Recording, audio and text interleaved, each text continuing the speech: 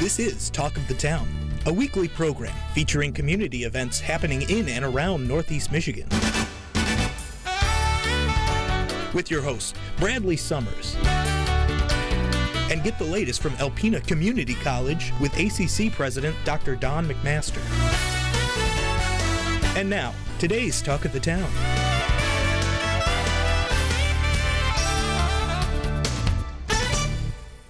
Good morning and welcome to Talk of the Town. I'm your host, Bradley Summers, and today my first guest is Catherine Noak from the Boys and Girls Club of Alpena. Hi, Kat.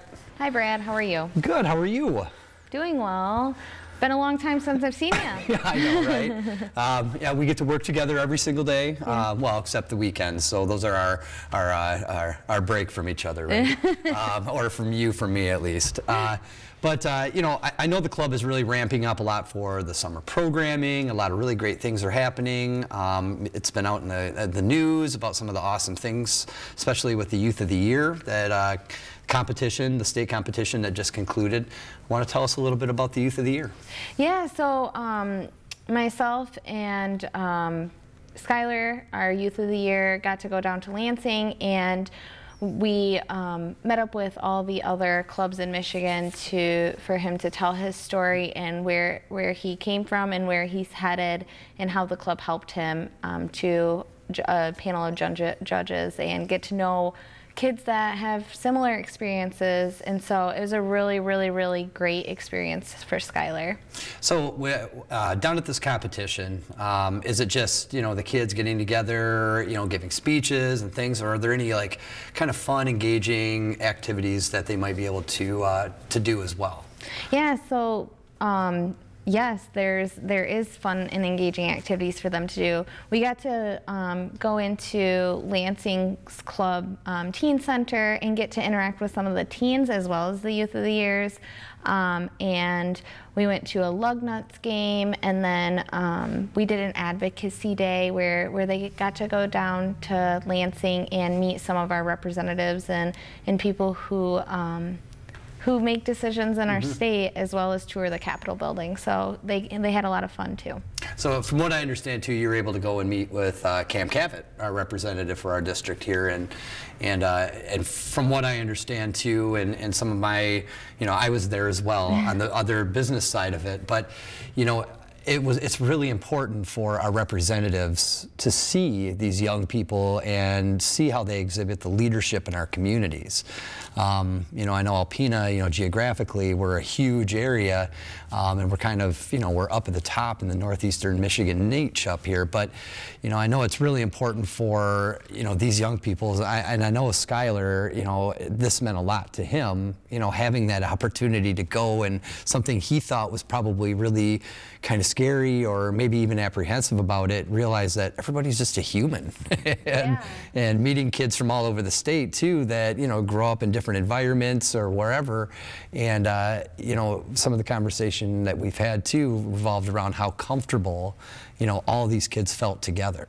Oh yeah, I mean, like, they only knew each other for like an hour, and it was almost like they had known each other the whole life, and I mean, that's a testament of the Boys and Girls Club, not only here in Alpena, but also around the state, and how vital the program is to the young people of our state and our country. So it was a great opportunity.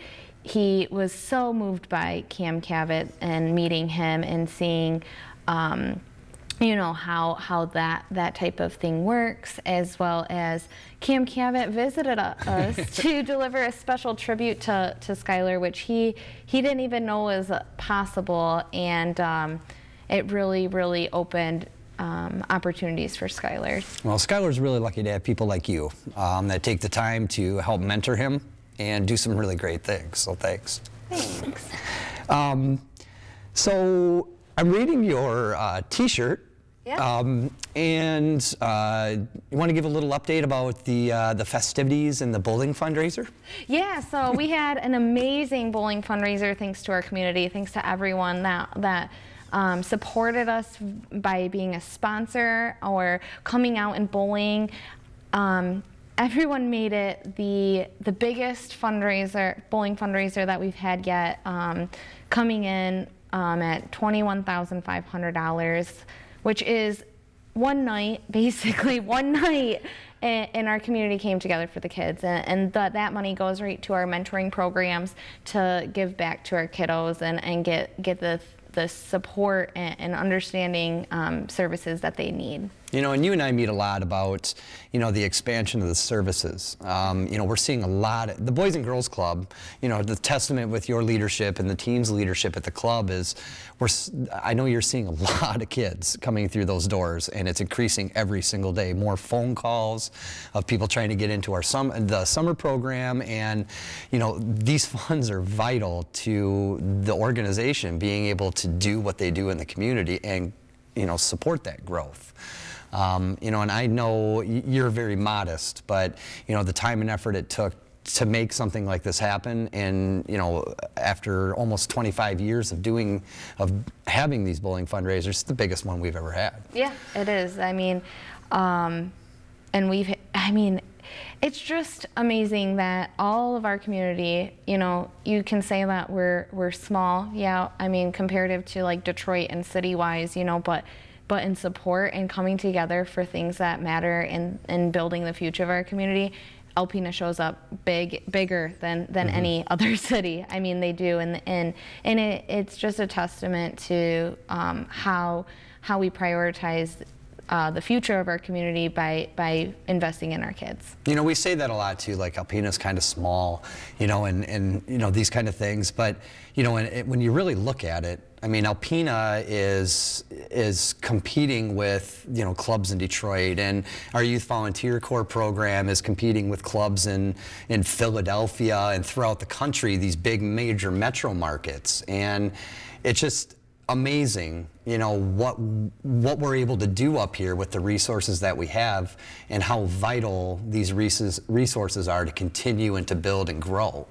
You know, I just, between you and I, we talk a lot. The collaborations and partnerships are what make this work. Yeah, and I mean, in going off the collaborations and partnerships, they have really increased, and we're so excited for our summer because we get to partner with some new partnering organizations to offer amazing things to the kids outside of our doors, because, you know, like the Alpena Gymnastics, they're going to do a class for our members this summer. Thunder Bowlings, they're going to do a bowling league to help our kids learn how to bowl properly. I'm still working on that. I'm really, you know, but and some of the art in the loft, we usually do like a culinary program and art programs throughout the summer. And I mean, we're going to be doing a Michael Phelps swim lessons program. So there's just so much, and that's the stuff that we've partnered. That's not even the things that we're doing inside the club, which are amazing. We're going to be doing a summer in Michigan, so that the kids can really learn about all of the things that make Michigan unique, and tie it back to them, because it's really important to build them up and know that they are unique and they matter in this world. So. Wow.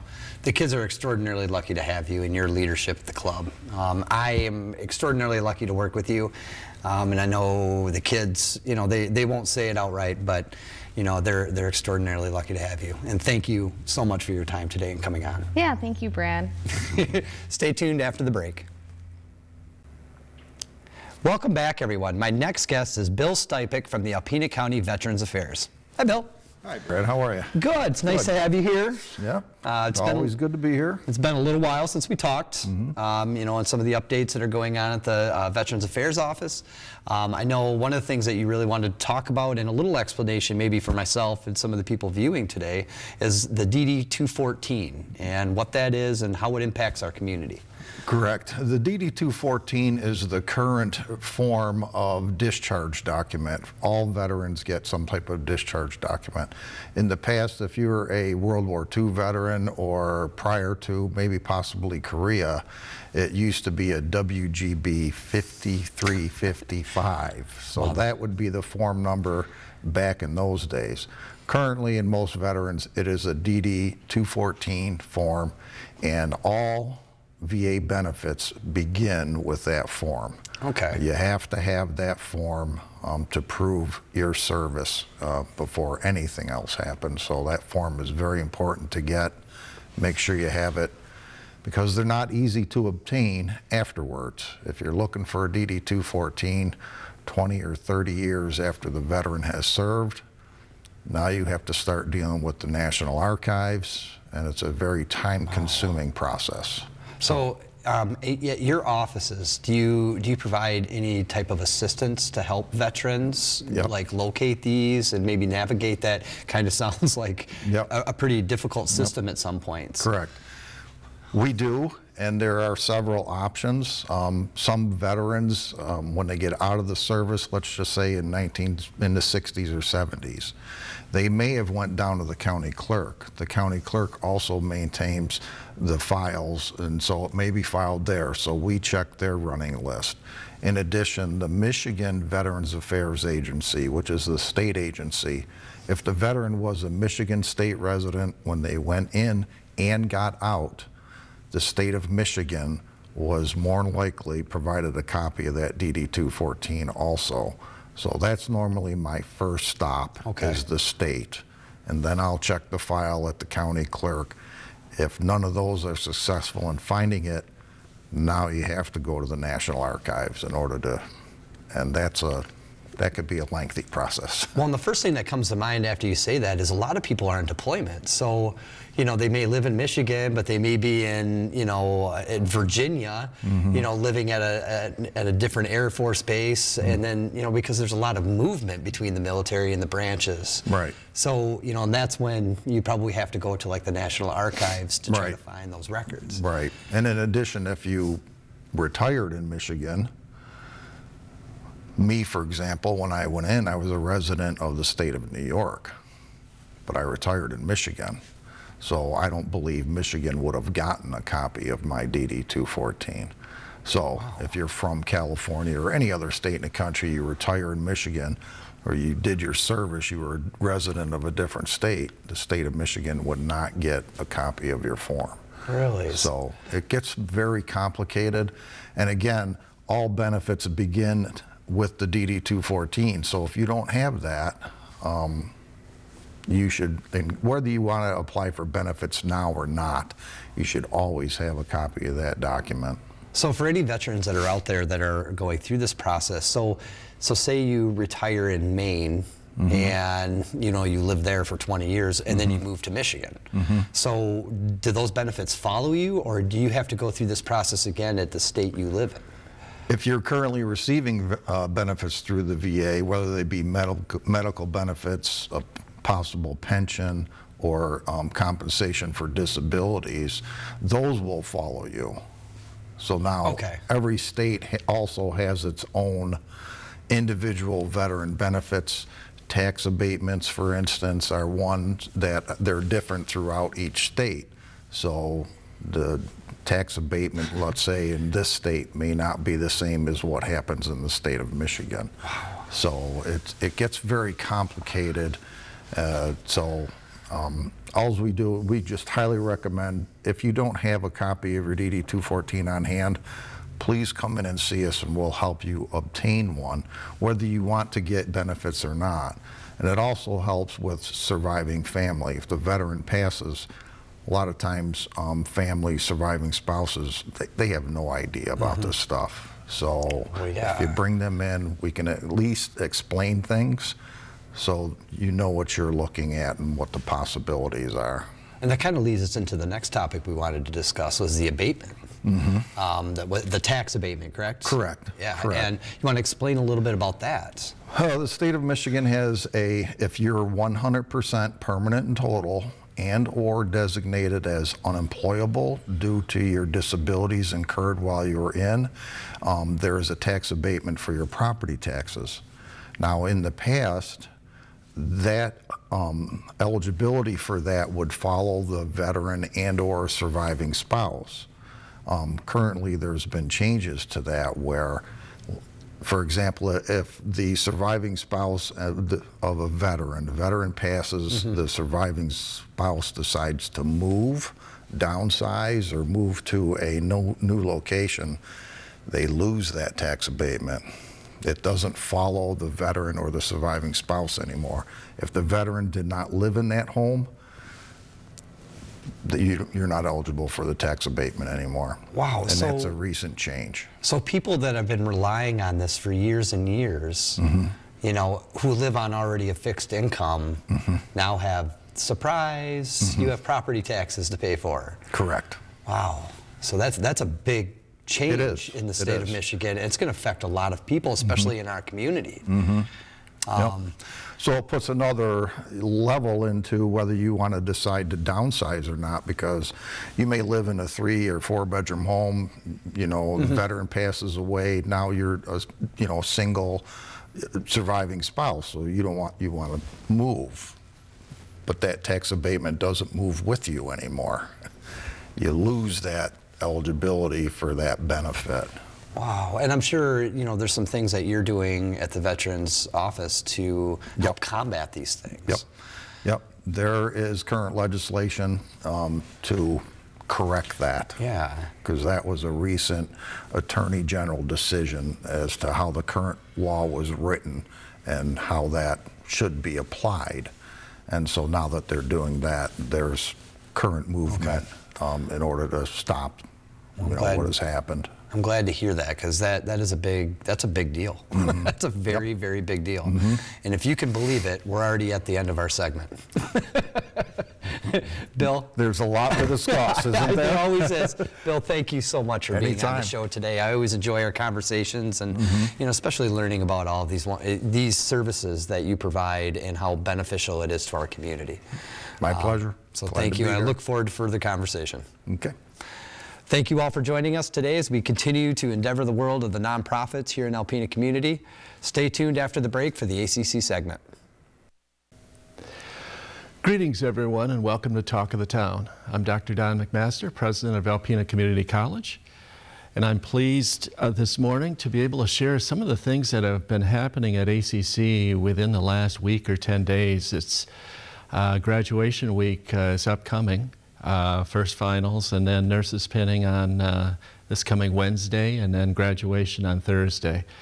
And then a staff appreciation event on Friday at lunch, and then early college graduation Friday evening.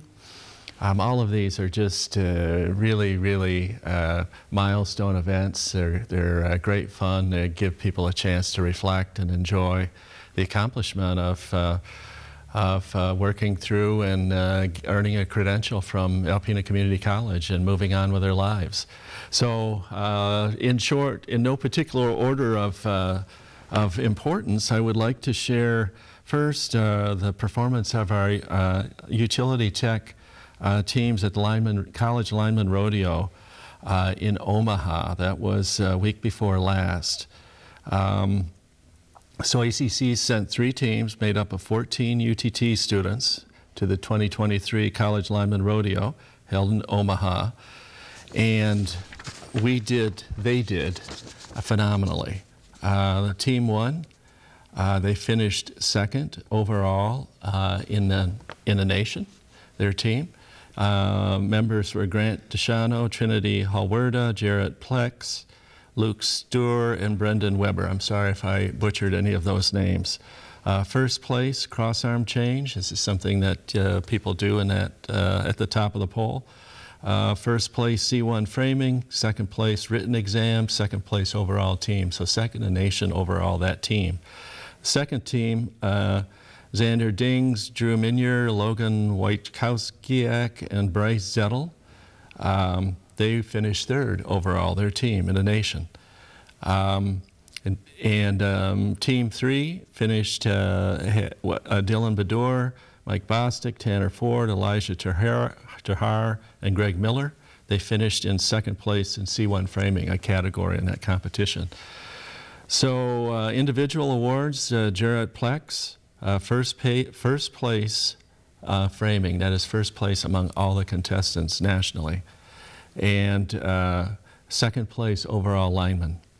And Drew Minier finished third place overall lineman. So these are students at ACC competing against other students from around the nation in a rodeo event, Lineman's Rodeo, finishing first or second. So very proud of that group and that program and the instructors. It is a premier program for sure. We also, in this manufacturing area, we had students in that program compete in something called Skills USA competition. So that was in Grand Rapids, April 14th through 16th. Skills USA is a career and technical student organization that aims to connect students, teachers, and industry workers with the goal of fostering connections and developing the skilled workforce of the future. So they did great. They took home 5 gold medals in CNC, CNC turning, CNC milling, manual milling, and technical drafting, as well as 6 silver medals in technical drafting, welding, overall, gas metal arc welding, and team welding. Of the medalists, 4 ACC students qualified for the nationals event. So they're pitting their skills in these machining areas and welding against students from other schools and other programs across the state. Rachel Baker won gold as CNC technician. Garrett McQuarrie won gold. Zachary Kazika won gold. Ethan Johnson won gold. Tanner Hatch won gold in technical drafting. Well done, Tanner. Brian Carivou, silver in drafting. Ethan Chase, silver in welding. Stephanie Lacrosse, a Reconnect student, a wonderful student and a great mentor in that program. She won silver in gas metal arc welding. Congratulations, Stephanie.